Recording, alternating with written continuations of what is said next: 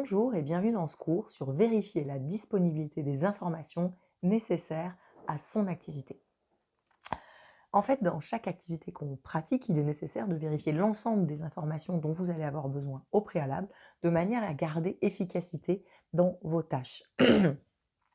En fait, aujourd'hui, des informations, il y en a partout. La plupart du temps, elles sont disponibles 24 heures sur 24 et certaines peuvent être en accès plus ou moins restreint ou détenues par certaines personnes. Et il y a des informations qui sont pas nécessairement disponibles en tout temps. Parfois, ça va nécessiter des délais pour avoir ces informations, ces données, ces accès, etc. Et donc, du coup, prendre soin, quand on a des activités à réaliser, des tâches à faire, des projets, des missions, que nous avons l'ensemble des informations nécessaires à la bonne exécution de nos travail, ben effectivement, c'est un préalable.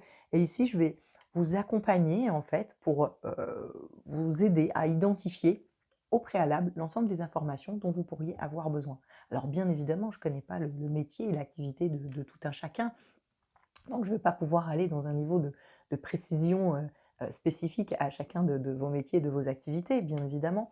Mais je vais vous donner un petit peu tous les grands thèmes, on va dire, de type d'informations dont on peut avoir besoin dans une activité professionnelle, quelle qu'elle soit. Donc, la première chose, c'est les organigrammes, les règlements, les consignes. Donc ça, c'est vraiment important quand vous arrivez dans une structure, pour comprendre comment les choses vont s'aménager et s'organiser, d'aller connaître l'organigramme de votre entreprise, c'est quoi le règlement intérieur, c'est quoi les consignes que vos responsables. Donc à vous de veiller à bien recueillir l'ensemble de ces informations.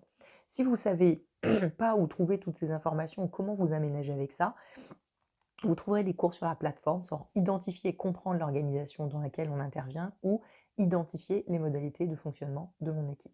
Puisque ça, c'est des choses importantes. Ça fait partie des informations nécessaires à connaître si vous voulez exercer efficacement votre activité professionnelle. Donc, je vous invite dans votre PDF de cours ici à noter les éléments d'information qui sont nécessaires à votre activité par rapport aux organigrammes, aux règlements, aux consignes qui peuvent vous être données et transmises. Le deuxième point, c'est la documentation sur votre métier. Tout métier a des règles, a des conditions d'exercice, a une législation spécifique. Et si vous avez besoin de creuser ce point, vous trouverez également un cours qui s'appelait « Appliquer l'organisation prévue à son activité ». Vous aurez plus de détails sur ce point. Donc, je vous invite également dans votre PDF de cours ici à noter tous les éléments d'information nécessaires à votre métier.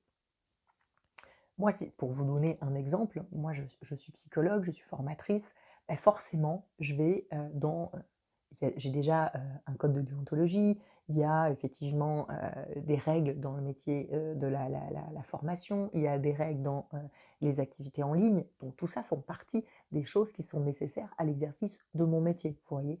Donc ça me demande effectivement d'assurer des veilles, d'avoir des documentations sur la législation, sur la réglementation, sur les évolutions qui peuvent exister dans ces métiers, mais aussi sur la pédagogie, sur les nouveautés en psychologie, les nouveautés dans le domaine des soft skills, etc. Donc vous voyez, c'est vraiment à ces éléments-là dont je fais appel. Ça, c'est en gros le gros, je dirais, des informations dont il faut vraiment toujours avoir sur la main pour rester, connaître l'actualité, enfin être à jour, et puis continuer effectivement à voir ce qui se joue et ce qui se passe. Donc de la même manière, notez les informations nécessaires à votre métier ici. Les accès informatiques aux différents logiciels.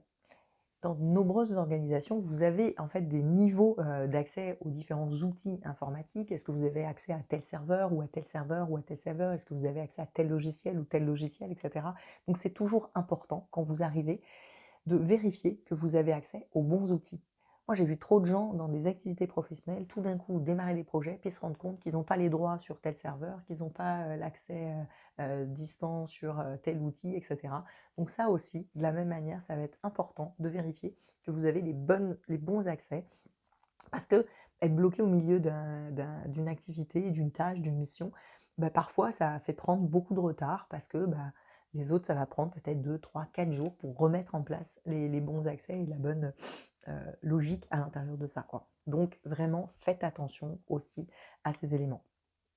Donc ça peut être des logiciels de communication, des logiciels de marketing, ça peut être des accès à des ERP, etc., etc.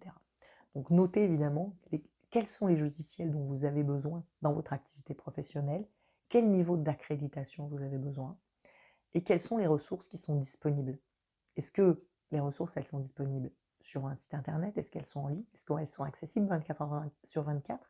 Ou est-ce qu'il y a des données qui sont effectivement disponibles qu'à certains moments parce qu'il y a des horaires d'ouverture, parce qu'il y a des conditions spécifiques?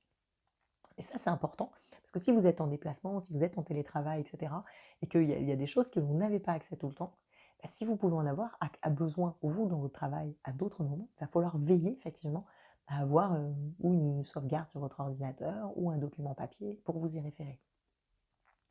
Les informations RH, c'est également des informations qu'on peut avoir besoin dans son activité professionnelle sur la gestion des retards, des absences, des congés, des pauses, des déjeuners, des déplacements.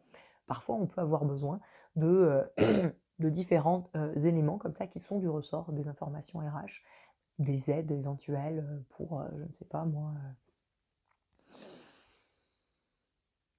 une activité, etc., etc.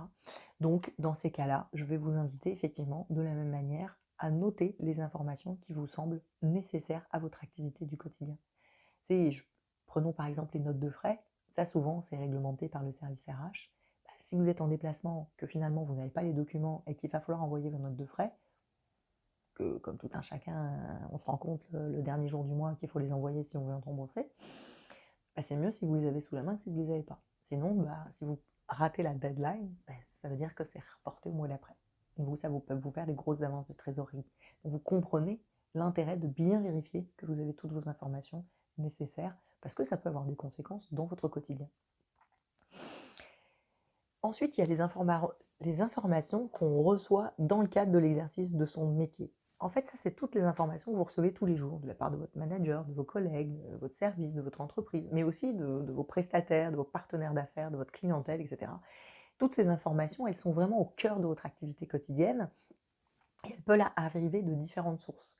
Et donc là, c'est nécessaire pour bien avancer de classer, d'ordonnancer toutes ces informations qui vont vous arriver de manière effectivement à pouvoir vous dire, bah ok, tiens, c'est ces gens-là qui me donnent ce type d'information, ces gens-là qui me donnent ce type d'information. Ça veut dire qu'à un moment, si vous avez besoin d'un complément d'information, vous allez rapidement savoir à qui vous adresser. L'idée de créer des dossiers ou de créer des archives ou de créer un listing va vous permettre d'éviter de perdre du temps quand vous allez rechercher une information ou avoir besoin d'un détail supplémentaire, ou même vous pouvoir aller rechercher dans un mail, dans une note, etc., des informations qu'on a pu vous communiquer de manière à ce que quand vous en avez besoin, elles soient disponibles. Donc là, je vous propose tout simplement un petit tableau en mettant par rapport aux différentes relations, quels sont les types d'informations que vous allez pouvoir recueillir et à disposition. Et je vous invite également effectivement à noter comment vous pouvez les classer et les ordonnancer. Comment vérifier leur disponibilité? Donc, vous avez compris qu'il y a tout un type et une vaste possibilité d'informations qu'on va récupérer. Et j'en ai un peu parlé, hein, parce qu'il y a une chose de savoir les informations dont j'ai besoin, mais il y en a une autre de vérifier qu'elles soient bien disponibles, l'ensemble de ces informations. Donc, il y a des informations que vous allez trouver sur des lieux d'affichage qui vont être présents dans l'entreprise. Il faut bien comprendre que les lieux d'affichage, si vous êtes en télétravail, vous n'y aurez pas accès. Si effectivement vous êtes que 1 ou 2 jours par semaine dans l'entreprise, ou même si vous êtes là tous les jours, l'entreprise n'est pas ouverte en général 24 heures sur 24. Donc ces lieux-là ne vont pas être disponibles en tout temps. Donc s'il y a des informations qui sont nécessaires à votre activité, il faut que vous ayez des copies, de manière à pouvoir vous y référer quand vous en avez besoin.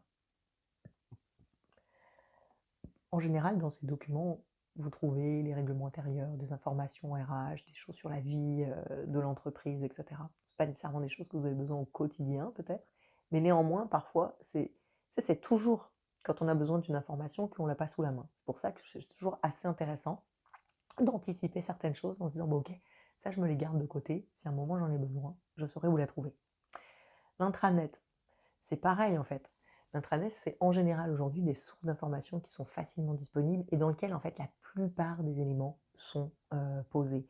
Donc vraiment, allez faire un tour régulièrement sur cet outil, regardez où sont les choses. Moi, je suis intervenue parfois dans des entreprises, dans des cadres notamment d'intervention en gestion de crise ou de support et coup de conseil face à des gens qui pouvaient avoir des problématiques et j'étais un peu sidérée, de voir à quel point les gens ne connaissaient pas ces dispositifs, quoi. Et quand j'en parlais au service RH, tout le monde disait: «Mais Marie, c'est sur l'intranet, on en parle, c'est présent là, c'est présent là». Puis quand j'en parle comme ça à des salariés, il y en a les 3/4, ils me disent: «Mais moi j'en ai parlé à des collègues, personne ne sait que ça existe. Et pourtant c'est dans l'intranet». «Ah bon?» Donc vous voyez à quel point je trouve que parfois on mésestime et pourtant, c'est sûr, c'est pas une information dont vous avez toujours, tous les jours besoin, mais vous êtes surpris parfois de voir ce que les entreprises mettent à disposition et auquel vous n'avez jamais été, regardé et du coup, le jour où vous en avez besoin, bah, vous savez même pas que ça existe. Et c'est quand ça va bien, quand on est serein, qu'il faut aller vérifier toutes les informations. Comme ça, quand à un moment c'est compliqué, bah, on sait où la trouver l'information. Vous savez, à une époque, j'intervenais, pour l'armée et ils ont pour les familles et pour les familles de militaires qui partent en opération extérieure et ils ont un numéro écoute défense, qui est un numéro de téléphone qui permet effectivement aux gens, s'ils ont un souci, une difficulté, n'importe quoi, de pouvoir appeler, quoi. Moi, je leur disais, hein: «Ce numéro de téléphone, je vous le dis tout de suite, vous le notez directement dans votre téléphone et vous l'affichez sur votre frigo, à des endroits où vous allez le voir et vous savez qu'il va être accessible. Si vous le laissez sur un bout de papier quelque part, le jour où vous aurez un souci, vous ne saurez jamais où il est». C'est ça que je suis en train de vous expliquer. C'est un moment, avoir les informations disponibles, tu sais, c'est toujours pour le au cas où. Tu sais, si tu t'en sers jamais de ce numéro, tant mieux. Mais si tu ne sais pas où il est, s'il n'est pas accessible facilement, à un moment quand ça va pas, ça va être la panique en fait, parce que tu vas jamais le retrouver. Surtout que tu es angoissé, tu es inquiet, etc. dans ces situations très spécifiques, quoi. Donc, c'est vraiment ce moment. Et c'est pareil dans la vie quotidienne, quand on est en train de faire un travail, puis tout d'un coup on cherche une information et on se dit: «Oh mon Dieu, où c'est, où c'est, où c'est?» Et que c'est parce qu'on ne s'est pas ordonnancé, on n'a pas pris le soin de bien vérifier qu'on avait les accès, qu'on avait les données, qu'on avait bien rangé ces choses, qu'on sait où c'est rangé, on sait que c'est disponible et accessible, bah forcément c'est hyper simple d'aller retrouver l'info. Et hop, de se dire: «Ah tiens, oui». Mais si on n'a pas pris tout ce temps, qui paraît peut-être un peu fastidieux au départ, j'en conviens, mais néanmoins qui va grandement faciliter les choses, quoi. Donc cet intranet, allez-y, regardez ce qu'il y a. En général, c'est souvent accessible quand on est dans l'entreprise et parfois, si vous êtes en télétravail ou en déplacement ou en travail distant, ben, en général, vous pouvez avoir des accès distants. Ça, c'est en général à demander à l'entreprise qui peut vous donner des accès par rapport à ça. Donc à nouveau, quelque chose à anticiper si vous vous déplacez. Les services informatiques, je reviens sur eux parce que les services informatiques, c'est quand même dans un monde du numérique, surtout si on est en déplacement, si on est en télétravail, etc. C'est un petit peu la clé de beaucoup de choses, quoi. Donc forcément, bah, c'est vraiment de vérifier leur moment d'ouverture, si vous avez un souci informatique, un souci technique, etc. Bah, forcément, si à un moment où vous vous dites: «Ah moi j'ai un problème, j'irai plus tard», puis que vous décidez de réagir à 18 h alors que c'est leur horaire de fermeture, bah, c'est sûr que ça va être reporté au lendemain, hein. Donc regardez bien, c'est quoi les process? Est-ce que ça marche par ticket? Est-ce que ça marche par téléphone? C'est quoi un peu leur délai de traitement, etc. Ce qui va vous permettre, par rapport à certaines problématiques, de pouvoir anticiper parfois, pour être certain d'avoir l'ensemble des éléments qui vont être nécessaires à votre activité quand vous en aurez besoin, quoi. Les services RH, de la même manière, c'est quoi leurs horaires de bureau, c'est quoi leur disponibilité, c'est quoi les possibilités de rencontres, etc. Ça, c'est une information, on s'en sert pas tous les jours, on est d'accord. Mais quand on en a besoin, c'est important de savoir comment faire pour pas perdre du temps. Parce que souvent, quand on a besoin de ces services-là, bah, c'est souvent qu'on a une question qui peut être préoccupante, qu'on a une situation un petit peu particulière, etc. Donc forcément, si en plus on se rajoute la contrainte de se dire merde, je sais pas quand c'est, je sais pas qui finalement est mon RH, à qui je dois m'adresser, etc.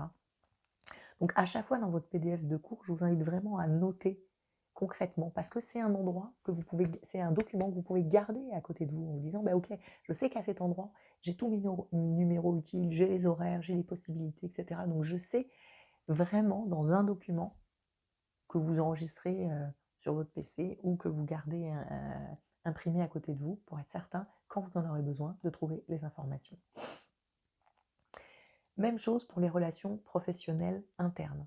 établissez une liste de tous les gens avec qui vous êtes en contact et comment vous pouvez les contacter et c'est quoi leur disponibilité éventuelle, quoi. Donc vraiment notez le nom des personnes, les disponibilités, les coordonnées. Combien de fois on se dit: «Ah mince, j'aurais besoin de l'info, oui, c'est la fille de tel service. Ben, c'est quoi déjà son numéro? Puis j'arrive plus à retrouver». Puis alors là, vous partez dans des annuaires, des machins. Ça vous prend 3 plombes, vous finissez par vous dire que vous ne trouvez pas, vous allez vous déplacer, évidemment son bureau il est à l'autre bout du bâtiment, ou voire vous êtes en télétravail, vous ne savez plus comment faire. Bah, si à un moment vous avez pris juste le temps de vous dire: «OK, je vais noter que telle personne, je sais qu'elle c'est ça ses horaires de travail ou c'est ça ses disponibilités et cetera et c'est ça ses coordonnées, mail, téléphone, peu importe», ben, au moins vous avez ça sous la main rapidement, efficacement. Et même chose pour les relations professionnelles externes. Tous les gens avec qui vous allez être en contact, partenaires, prestataires, clients, etc., il faut que vous sachiez comment les contacter, quand les contacter, avoir ça sous la main, quoi. Puis, croyez-moi, hein, moi je me rappelle un jour euh, où j'ai fait une appendicite. Et évidemment, l'appendicite, ça prévient pas. Je n'avais pas anticipé dans ma vie que j'allais évidemment avoir une appendicite. Donc quand je me suis... Puis ça s'est passé en plus hyper vite. Donc en fait, je suis arrivée à l'hôpital et 2 heures après, j'étais sur la table d'opération. Donc voilà, sauf que le lendemain, j'avais des rendez-vous, quoi. Donc il a fallu que je prévienne les gens, quoi. Et ben heureusement que j'avais mon fichier client sous la main, que j'ai pu demander à mon conjoint de m'aider. J'ai pu envoyer des mails à tout le monde, etc. en leur disant, bah, écoutez, voilà ce qui m'arrive. Je sais pas encore trop quand je vais sortir, mais en tout cas, dès que je reviens dans le monde actif, je vous contacte. Et forcément, si j'avais pas eu tous ces numéros sous la main, disponibles, etc., dans mon téléphone, dans mon agenda, dans un logiciel, dans un tableau Excel, etc., enfin peu importe, bah forcément, c'est beaucoup plus compliqué de contacter les gens dans des situations d'urgence. Si là, il avait fallu que j'aille à mon bureau prendre chaque dossier client, c'était impossible. C'était juste impossible. Vous voyez bien? Donc, avoir les informations, c'est vraiment anticiper, c'est vraiment se dire, à un moment, il y a des situations exceptionnelles qui vont faire que je vais avoir besoin d'avoir ces éléments disponibles. Donc, si vous avez rempli ce petit document, vous savez que vous avez tout sous la main. Ou faites-vous un fichier, peu importe, quoi. Le dernier point, comme je vous le disais, c'est penser à anticiper, quoi. Plus on va anticiper nos besoins d'information, plus on va être capable de maintenir à jour l'ensemble de nos besoins et du coup l'ensemble des informations et qu'on veille à maintenir à jour ces documents où on a tout le numéro utile, tous les documents, les supports, etc., forcément on va gagner en efficacité. Être informé et avoir les bonnes informations dans les délais requis permet d'être efficace et réactif dans son travail, quoi. Donc ça paraît peut-être un peu plate, mais je vous promets que ça change la vie au quotidien. Je vous souhaite une bonne continuation avec tout ça et je vous dis au plaisir sur Bigger.